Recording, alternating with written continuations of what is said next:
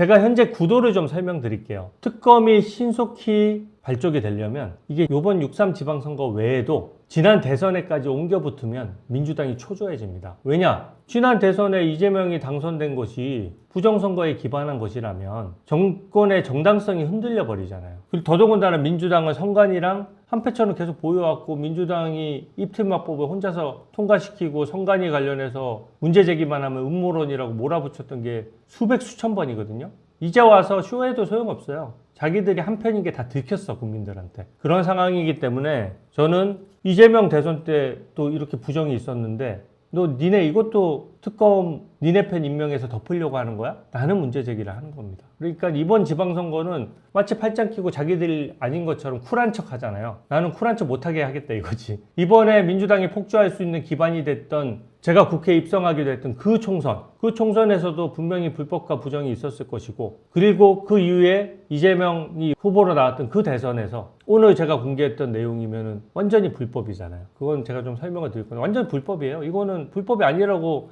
감싸는 순간 이상하게 된 겁니다. 그래서 제가 일부러 문구 중에 이제부터는 부실선거라고 얘기하는 사람이 음모론자다라는 얘기를 했어요. 이건 핵심 키워드라고 생각합니다. 이때까지 부실선거라는 단어 뒤에 숨어가지고 주권자인 국민한테 드자비질하고 자기들은 그 방패 뒤에 숨어 있었잖아요. 이제는 부실선거라고 얘기하는 사람이 음모론자고 선관위랑 공범이지 부정이 아니라고 할 수 없게 됐다고 저는 명백히 생각합니다. 사실 이게 지금 선관위 불법이 여간에서는 잘 안 드러나거든요.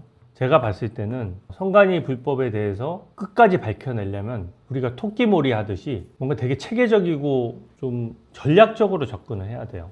국정조사에서 눈치 빠른 분들은 제가 어떻게 몰아가는지를 좀 보셨을 텐데 처음에는 선관위가 실수했습니다 하는 거를 그냥 보고 있으면서 실수한 걸 최대한 많이 찾아내요. 자기들이 실수했다고 하는 거. 근데 저는 그때부터 이렇게 실수가 쌓여 있다면은 이거 고의 아니야? 라는 의심을 갖고 있었거든요. 근데 실수를 최대한 많이 찾아낸 다음에 제가 그 다음 한 것이 수의계약 비리. 왜 개인 비리를 때리느냐? 선관위 직원들이 여러 명 구속이 돼야 바른 말이 나올 거라고 보는 거예요. 이건 그동안 너무 천상계에서 우리 국민을 내려다보면서 우습게 알고 국민을 무시해왔기 때문에 이 사람들은 감옥에 가지 않는 이상 또 고개 빳빳이 들고 강동한 사무총장 대행 선관위 직원 몇십 년 한 사람인데 제가 질의할 때 뻔뻔하게 하는 거 보셨죠? 그리고 선관위 직원들 맨날 국민이 문제 제기하면 소송해라. 그렇게 오만한 얘기가 어디 있습니까? 그렇기 때문에 선관위가 얼마나 금전적으로도 부패했는지를 보여주려고 수의계약만 중간에 계속 때린 겁니다. 그러고 나서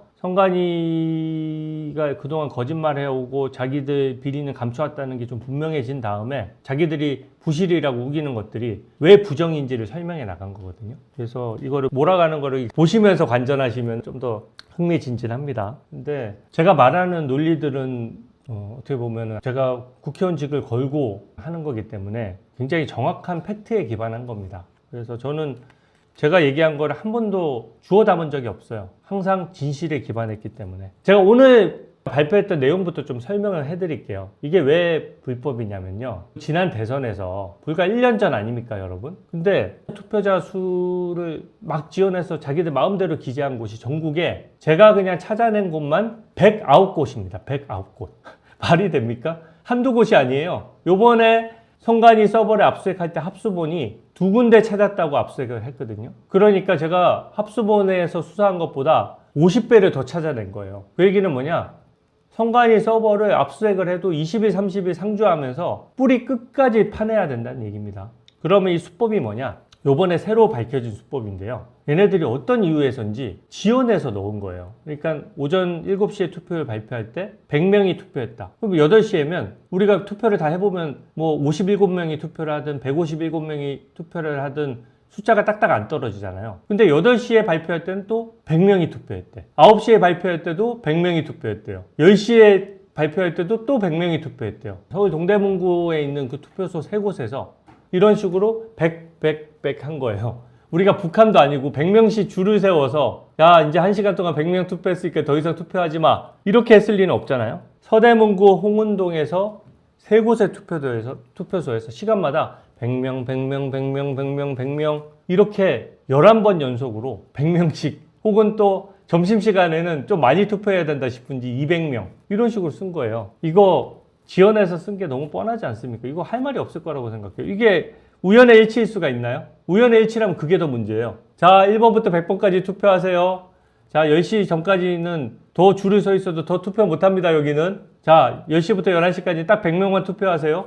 그랬으면 그게 더 문제잖아요. 근데 100명, 100명, 100명, 점심시간에 200명 이런 식으로 한 것이 아예 투표일 집계조차도 귀찮거나 아니면 집계가 잘못됐거나 아니면 집계를 아예 신경 안 쓰고 마음대로 그냥 지원해서 해온 거예요. 그러니 우리가 보통 저는 투표할 때 혹시 사전투표율이 높나? 왜냐면 사전투표는 여러 가지 무결성이 입증 안 되기 때문에 사전투표에는 부정이 낄 수 있는 소지가 많잖아요. 그러니까 사전투표율이 많은 게 저는 싫거든요. 그래서 사전투표를 보고 있으면은 시간대별로 우리가 계속 확인하지 않습니까? 지난 선거 대비 얼마나 높으냐 낮으냐. 본투표도 마찬가지예요. 본투표의 투표율이 높으면 자유우파가 좀 결집하나? 나도 한번 나가볼까? 본투표의 투표율이 낮으면 요번에는 좀 자유우파 분들이 좀 투표에 임하지 않나 보다.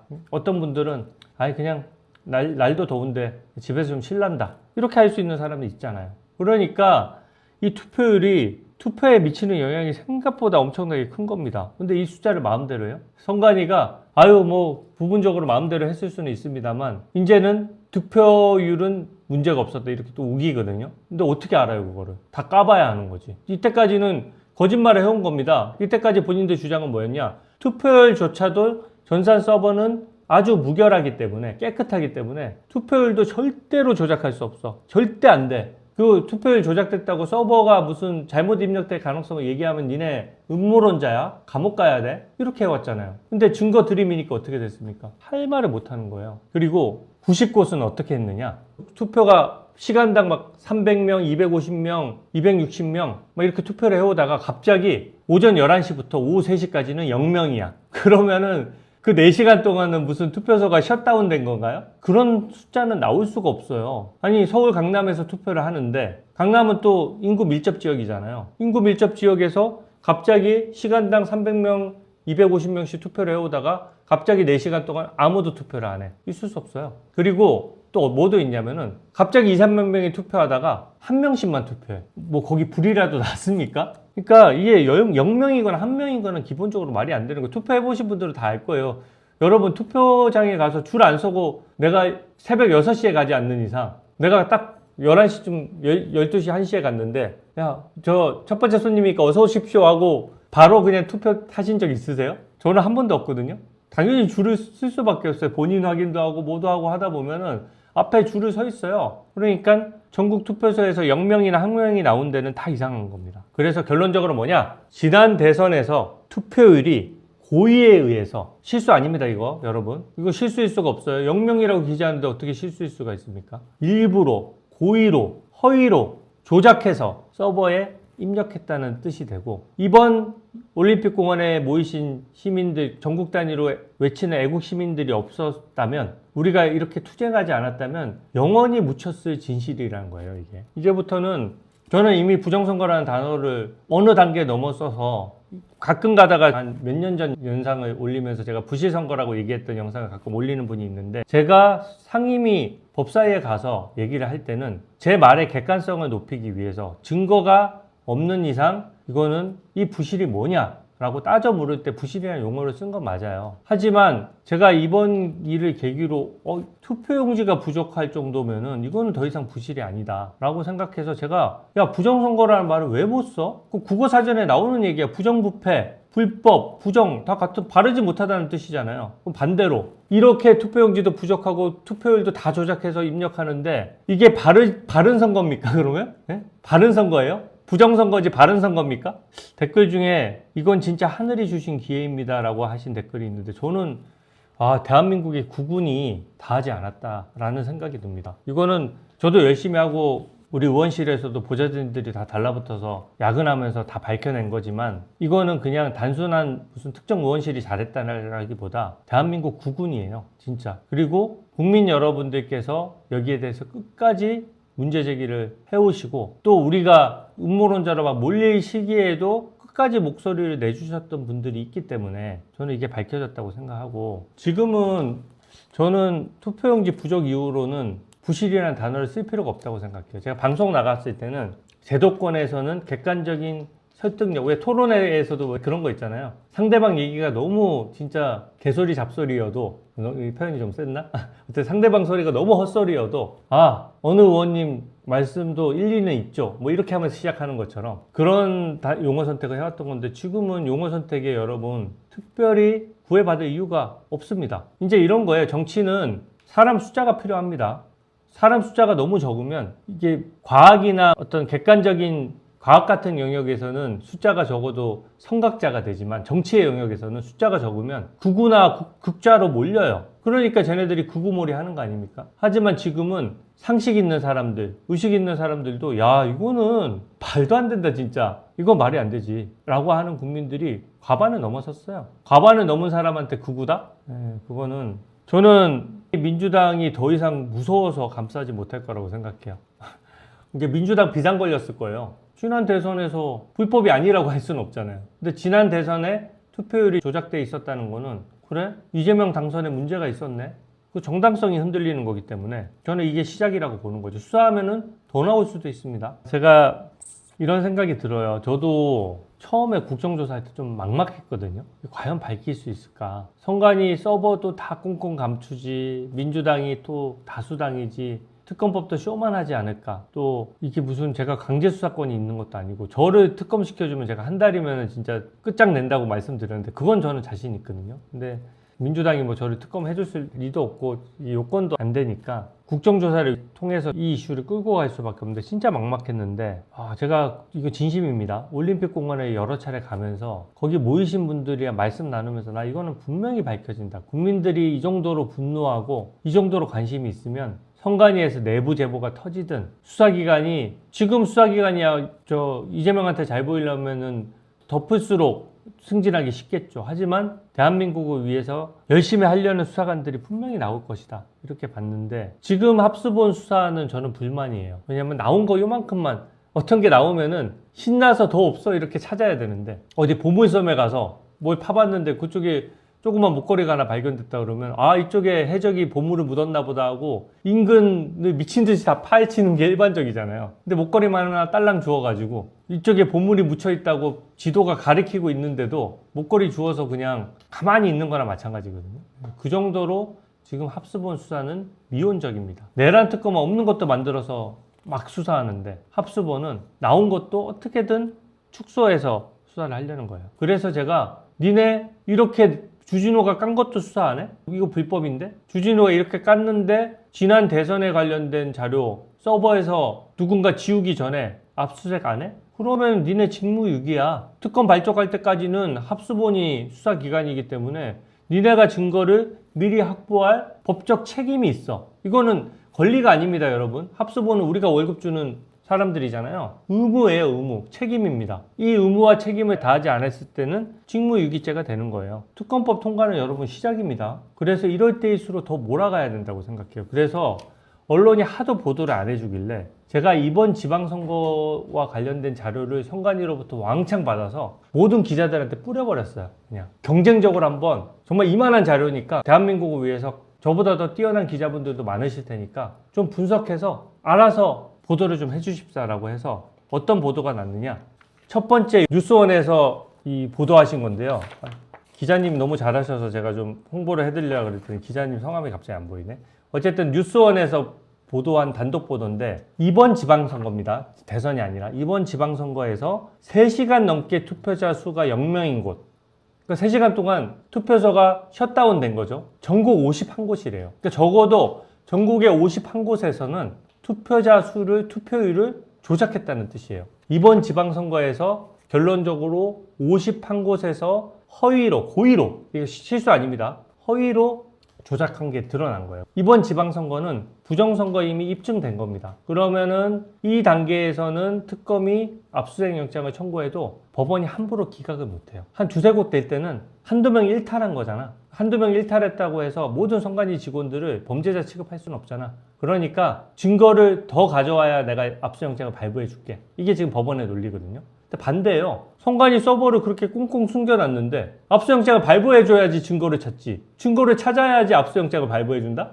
이거는 하지 말라는 얘기예요. 그래서 제가 오늘 법원을 강하게 질타한 겁니다. 그런 식으로 하면은 니네 선관위랑 한편인 것처럼 되는 거야. 법원 판사들이 선관위원장 다 했잖아요. 비상근이긴 하지만. 법원 판사들조차도 선관위의 조직적인 범죄에 속은 것이라면 왜 수사를 방해합니까? 증거를 찾아야 압수영장을 발부해준다? 안 돼요. 압수영장을 발부해줘야 증거를 찾을 수가 있는 겁니다. 그리고 제가 이번 지방선거만 가지고 한정해서 수사하라고 할까봐 제가 작년 대선과 그지난 총선에서 선관위의 허락을 받고 전산 서버를 고친 자료를 확보를 해서 이것도 공개를 했습니다. 이게 무슨 기사냐면 이 기사예요. 연합뉴스에서 선관위에서 작년 대선에서도 또 그지난 총선에서도 투표자를 전산 서버에서 수정을 해왔다. 그러니까 오류가 있었다는 뜻이죠. 이 숫자는 무조건 고의 부정이라고 단정할 수는 없는 숫자입니다. 이건 왜냐하면은 오류가 있었는데 오류를 서버에 접속해서 공식적인 허가를 받고 수정을 한 거예요. 그러니까 야, 이렇게 중요한 것도 오류를 내? 라고 할 수는 있고 또 오류를 낸 사람 중에 일부는 고의겠지만 어쨌든 이거는 정상적인 절차에 따라서 수정은 된 거예요. 하지만 어떻습니까? 지난 대선과 총선에서도 엉망진창이라는 게 드러난 거잖아요. 그래서 이 자료를 제가 사실은 공개를 해서 연합뉴스의 박수윤, 이정현 기자님이 엄청 잘해주셔가지고 보도를 내시고 또 다른 기자분들이 많이 이거를 받아주셨어요. 그래서 지난 대선까지 불이 붙었습니다. 그래서 저는 오늘 제가 지난 대선에서의 완벽한 불법, 고의에 의한 불법을 밝힘으로써 이제는 기자분들도 이거는 지난 대선 총선도 파봐야 되겠구나 라는 생각이 드셨을 것 같아요. 저는 오늘 제가 1차 분석한 결과에 원하는 기자분들이 있으면 자료를 다시 더 보내드릴 거거든요. 자료가 되게 방대해요. 그렇기 때문에 더 좋게 분석해서 더 불법을 더 많이 찾아낼 수도 있는 겁니다. 그리고 저는 지난 국정조사 과정에서 여기 계신 여러분들하고 우리가 콜라보를 많이 했잖아요. 제보도 제가 엄청 받아서 제보 받은 걸로 터뜨린 것도 많아요. 그래서 이 선관위 부정에 대해서 아시는 내용이 있거나 의심되는 거 있으면 얼마든지 제보를 해주십시오. 제가 데이터 6만 건을 우리 보좌진들이 주말 반납하고 열심히 분석해서 찾아낸 건데 저는 더 나올 거라고 봐요. 이재명이 지금 브라질 가고 아르헨티나 갈 때인가요? 저는 아르헨티나 갔다 그래서 우리가 아르헨티나랑 무슨 뭐 대단한 교육을 하는 게 아니거든요. 근데 22년 만이래요. 그러면 우리가 22년 만에 아르헨티나 갔다고 박수를 쳐야 됩니까? 아니에요. 22년 동안 안 간 나라를 도대체 왜 가는 거야? 아니, 그 전에 필요가 있었으면 갔겠죠. 그리고 우리나라의 국격이나 그런 거에 아르헨티나랑 뭔가 협조할 일이 있으면 아르헨티나 보고 오라 그러면 되지. 다음 정거장은 아르헨티나입니다. 뭐 이렇게 써놨더라고요. 브라질, 아르헨티나 뭐 왜 지금 이 중요한 시기에 금융시장도 불안정하고 부동산 시장도 엉망이고 외교 안보도 완전히 엉망인 상황에서 거기 왜 가죠? 거기 가서 뭐가 성과인데요? 그리고 되게 추상적인 성과를 가져왔어요. 앞으로 협력하기로 했다. 전화로 협력하면 안 돼요? 우리 세금 쓰지 말고? 무슨 휴가도 안 가고 일하는 대통령이라고 했는데 제가 봤을 때는 휴가를 가는 대통령으로 보여지지 않나요? 남미 휴가 가는 거라고 해도 아마 할 말이 없을걸요. 성과가 뭐가 있는데요? 제가 브라질에서 생각나는 장면이라고는 브라질의 그 철강회사 노조위원장이 이재명을 거의 뭐 셔틀빵 하듯이 어깨 툭툭 치면서 그래도 대한민국 대통령직위에 있는 사람인데 툭툭 치면서 그냥 애 다루듯이 한 장면하고 브라질은 전자투표 도입하는 나라인데 샌프란시스코까지 가가지고 교포 여러분 전자투표랑 무슨 우편투표 도입하겠습니다 라고 하는데 전자투표랑 우편투표요? 지금 있는 선거도 관리가 안 돼서 이 엉망진창인데 새로운 제도를 어떻게 도입합니까? 여러분 전자투표는 우리가 비웃어야지 절대 안 되니까 걱정 마세요. 왜냐 어떤 분들은 그런 분들이 있더라고요. 특검법도 민주당이 통과시켜주고 뭐 하고 하는 거 보니까 전자투표로 가려고 하는 거를 우리가 속고 있는 거 아니냐라고 의심하시는데 전자투표는 지금도 민주당이 마음대로 밀어붙이려면 다수당이잖아요. 보안수사권 폐지하듯이 지금도 전자투표 하려면 할 수 있어요. 근데 왜 못하느냐? 그랬다가는 국민들한테 박살나고 다음 선거 때 분노의 투표 때문에 완전히 쪼그라들 게 무서워서 못하는 거거든요. 그러니까 우리가 전자투표 반대에 대해서 목소리만 내면 되지 지나치게 두려워할 필요가 없습니다. 전자투표가 도입되려면 설사 도입되려고 해도 한두 해에 될 수 있는 게 아니에요. 왜냐? 전자투표도 무결성을 확보하려고 그러면 서버부터 시작해서 시스템을 엄청나게 갖춰야 되고 대리 투표하는 문제를 어떻게 해결할 것이냐라고 하는 시스템 갖추는데 몇 년은 걸리거든요. 그러니까 다음 총선 때 민주당이 이 부정선거 이슈로 박살이 나고 나면 자기들이 다수당이 아닌데 전자투표를 어떻게 도입합니까? 그러니까 다음 총선 전에는 총선에서 질까봐 전자투표를 도입할 수 없고, 전자투표를 무리해서 도입하더라도 시스템을 구비하는데 시간이 몇 년 걸리기 때문에 총선에서 우리가 이겨버리면, 자유우파가 이겨버리면 그까지 법안 다시 바꿔버리면 돼요. 그리고 마지막으로 다음 총선에서 우리가 이겨야 전자투표를 막을 수 있는 겁니다. 지금 마음을 합쳐야 될 거지, 너무 전자투표 두려워해가지고 전략적인 고민은 너무 하지 마십시오. 큰 전투에서는요, 사기가 제일 중요해요. 무슨 작전? 전략? 그런 것들은 그냥 저처럼 제도권에 있는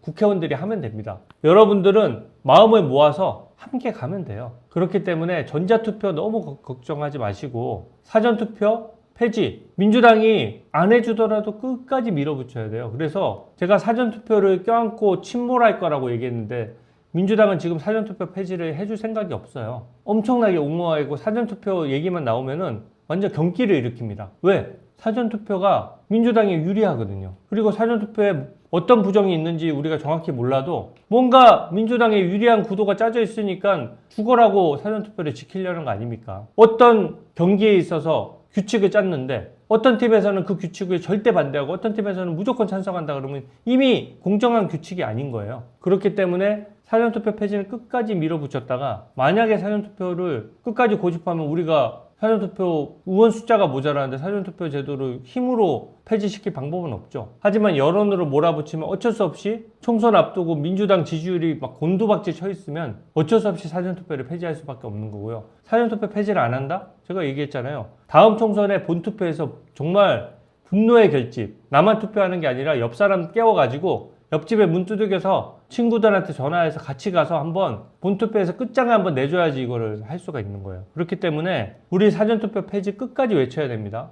전자투표 절대 반대 끝까지 외쳐야 됩니다. 전자투표 기사 나왔다고 지나치게 두려워하거나, 사전투표 폐지가 당장 안 된다고 지나치게 실망하거나 지치거나 그렇게 하면 안 되는 거예요. 그렇게 했을 때 민주당이 바라는 구도대로 가는 겁니다. 무조건 저는 당일투표 수개표, 전자투표 절대 반대, 사전투표 폐지, 제 입장은 명확해요. 지금은 전략적으로 특검으로 불법이 많이 드러나도록 하는 게 최우선이다. 그게 제일 중요하다. 그렇게 말씀을 드립니다.